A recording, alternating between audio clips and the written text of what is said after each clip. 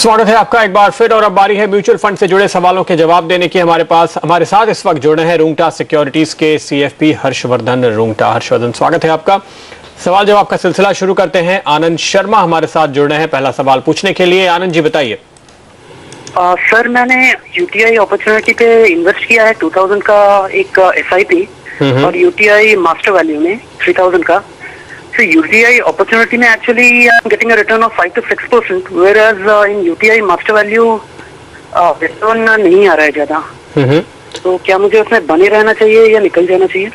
Okay, क्या कहेंगे हर्ष आप इन्हें? वेल आनंद जी, पहली बात, आपने जो यूटीआई अपॉर्चुनिटीज फंड में किया है वो एक large and mid cap fund है, अपनी कैटेगरी का एक वेल परफॉर्मिंग फंड है। जो आपने रिटर्न 5 और 6% की बात की है, इंडस्ट्री और जो इक्विटी मार्केट्स का जो रिटर्न है वो यही रेंज में है, तो जो परफॉर्मेंस है वो it's in line with the market. आपने यूटीआई मास्टर वैल्यू की बात की, ये एक mid and small cap fund है। आपको ये समझना होगा कि mid and small cap companies ने मार्केट में लास्ट 1 ईयर में नेगेटिव रिटर्न ही दिया है, तो आपका फंड भी नेगेटिव रिटर्न देगा। जहां तक कि आपके 5,000 रुपए आप जो हर महीने का निवेश कर रहे हैं, मैं आपको बता दूं, आप सारे पैसे यूटीआई अपॉर्चुनिटीज फंड में लगा सकते हैं। आपने डाइवर्सिफिकेशन के पर्पस से 2 फंड लिया है, लेकिन आप अगर देखेंगे एक पोर्टफोलियो जो यूटीआई अपॉर्चुनिटीज फंड का है उसमें 48 कंपनियों में निवेश होता है। आप जब टेक्निकली 5,000 रुपया दे रहे हैं, आपका जो पैसा है वो प्रोपोर्शनेटली 48 कंपनीज में इन्वेस्ट हो रहा है, तो this is good enough for diversification. So only for the purpose of diversification अगर आपने 2 फंड लिया है तो I don't think that's a good thing to do.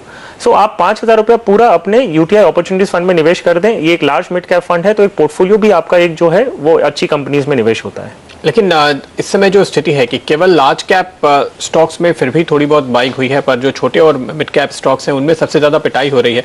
आपको लगता है कि इस वक्त ये स्विच लेना सही स्ट्रैटेजी होगी या बल्कि कॉन्ट्रेरियन होना चाहिए? नहीं प्रदीप, कारण ये है कि अगर हमने एक स्ट्रेस इकोनॉमी देखते हैं तो उसमें ऑलवेज हमने ये देखा है कि large companies are better able to handle the economic stress.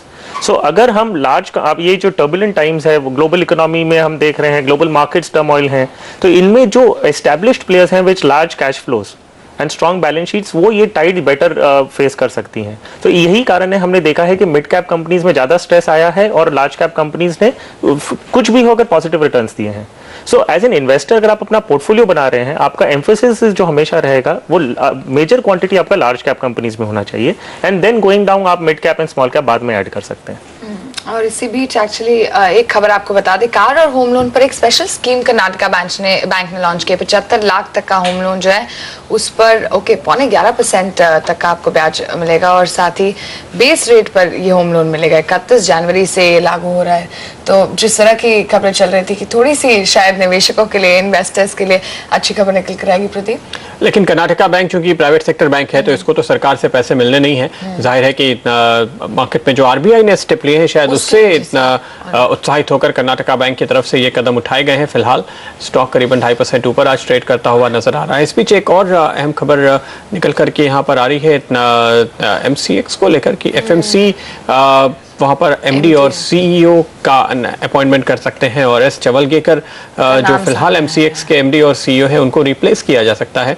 उनकी जगह पे FMC अपनी ओर से कोई नॉमिनेशन कर सकते हैं। ये खबर निकल कर फिलहाल आती है। और दोनों स्टॉक्स में एक्चुअली आप देख सकते हैं आज हरकत भी पॉजिटिव ही देखने को मिल रही है। तो फाइनेंशियल टेक्नोलॉजीज 0.3% ऊपर और MCX का स्टॉक भी 0.5% ऊपर। तो FMC फिलहाल एक कॉल लेगी MCX के MD और CEO पर। S चवलगेकर को रिप्लेस किया जा सकता है। लेकिन चलिए म्यूचुअल फंड्स पर वापस लौटते हैं और आपको ये बता दें कि म्यूचुअल फंड निवेश में कुछ कमी आई है। सितंबर तिमाही में म्यूचुअल फंड के औसत AUM में 4.5% की गिरावट आई है। गौर करने वाली बात यह है कि रुझान जो है वो FMP में बढ़ा है। हर्ष, किस तरह से आप देख रहे हैं इसको?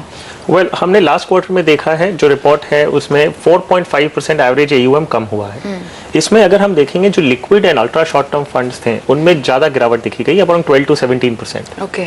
नाउ इसमें 3-4 मुख्य कारण है। एक है कि जुलाई महीने में जब RBI ने अपनी जो मॉनेटरी टाइटिंग पॉलिसीज जो इंट्रोड्यूस की थी उनकी वजह से हमने डेट फंड्स में नेगेटिव रिटर्न्स देखने लग गए थे, क्योंकि interest rates had gone up.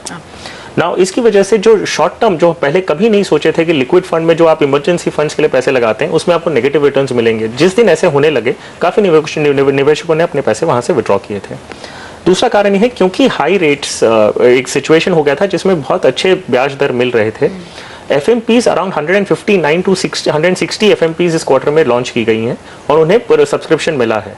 सो इसका एक ही है कि इन्वेस्टर्स चाहते हैं कि अपने पैसे वो लॉन्ग टर्म के लिए, जो 1 साल एंड अबाव, ये फिक्स कर लें हाई रेट के लिए, जो उन्हें अदरवाइज ऑप्शंस नहीं मिल रहे थे। 2-3 अदर कारण ये है, एडवांस टैक्स के numbers, advance tax was on 15 सितंबर, तो काफ़ी जो पैसा निकला था एडवांस टैक्स पेमेंट के लिए निकला। हमने देखे कि टैक्स फ्री बॉन्ड्स जो लॉन्च हुए थे, REC, ये जो इन्होंने 3,500 करोड़ REC ने कलेक्ट किया है, तो पैसा कहीं से तो आया है, और वो आपको 8.5% इंटरेस्ट रेट दे रहे हैं टैक्स फ्री।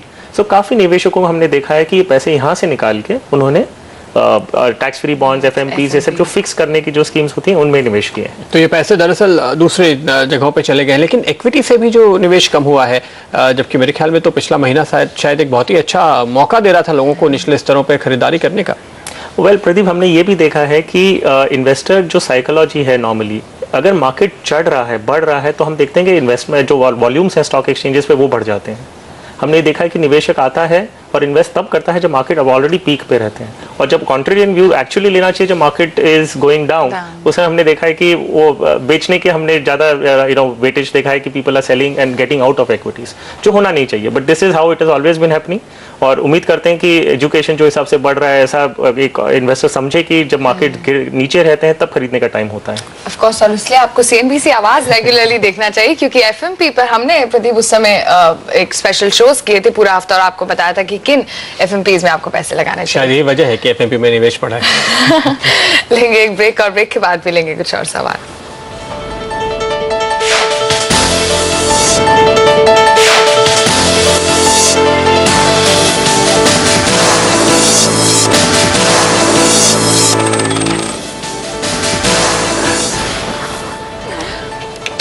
Welcome back. हम दे रहे हैं म्यूचुअल फंड से जुड़े आपके सवालों के जवाब, और हमारे साथ गुजरात से संजय परमार है। संजय जी नमस्कार, बताइए। नमस्कार। हाँ जी। जी मैडम, मेरी अभी उम्र 30 वर्ष है, और मैंने 25 साल में मुझे ये ICICI ब्लू चिप इक्विटी और बिरला सन लाइफ इक्विटी में कितने पैसे मिलेंगे? लेकिन आप कितने लगा रहे हैं इनमें? 20 साल 25 साल के लिए देखना चाहता हूँ आगे।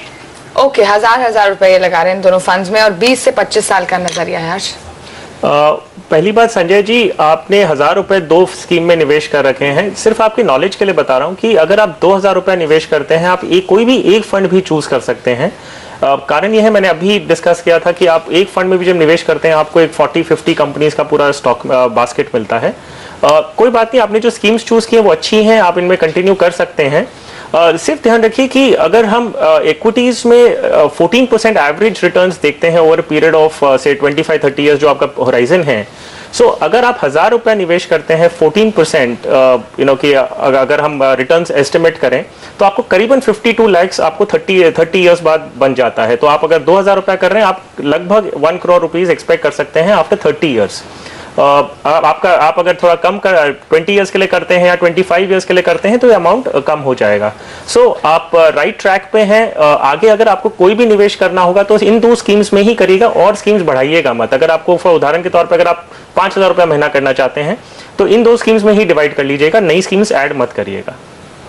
ओके, तो संजय जी नई स्कीम्स आपको ऐड करने की जरूरत नहीं है। अगर आप निवेश बढ़ाते भी हैं हल्के हल्के तो इन्हीं दोनों स्कीम्स में आप बने रहें।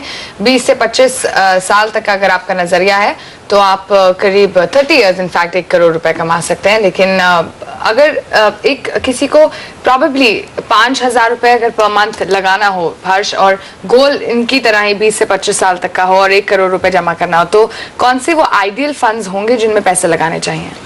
इसलिए जब हम पहले शुरू करते हैं इन्वेस्टमेंट, अगर आप इक्विटी से एकदम न्यू टू इक्विटीज हैं, आप पहली शुरुआत आप इंडेक्स फंड से करिए।